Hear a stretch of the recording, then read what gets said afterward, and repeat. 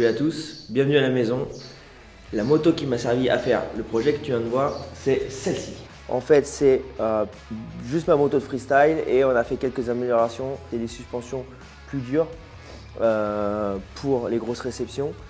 L'amortisseur de direction ici qui te permet de pouvoir lâcher les mains ou faire des rotations aussi avec la moto, avec une moto plus stable. Le grip pour avoir les bottes vraiment soudées avec la moto et me permettre moi d'engager des rotations. Et les spécificités pures et dures pour le projet Base Jump, c'est vraiment ce coupe-circuit ici qui a été rajouté, qui est normalement au guidon, un petit bouton, mais là il avait besoin d'être relié ici à ce qu'on peut voir à la selle de la moto, mais la selle elle est particulière parce que pour ce projet je sautais à 135 mètres de haut et il fallait un parachute pour la moto. Moi j'avais un parachute mais la moto avait besoin d'un parachute. Donc on l'a glissé dans la selle. C'était l'endroit où ça dérangerait le moins parce qu'il était important pour moi sur ce projet d'aller faire des figures, d'engager des figures techniques.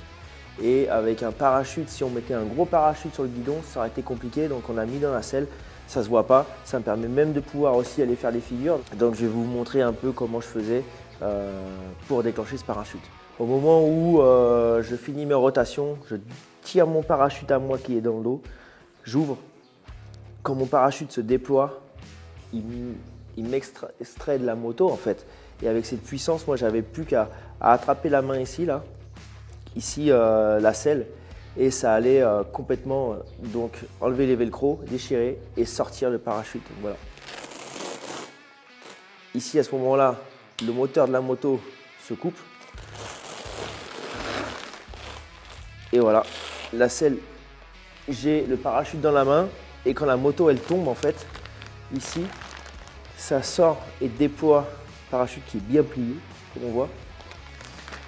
Et le parachute lui étant ici relié à la moto.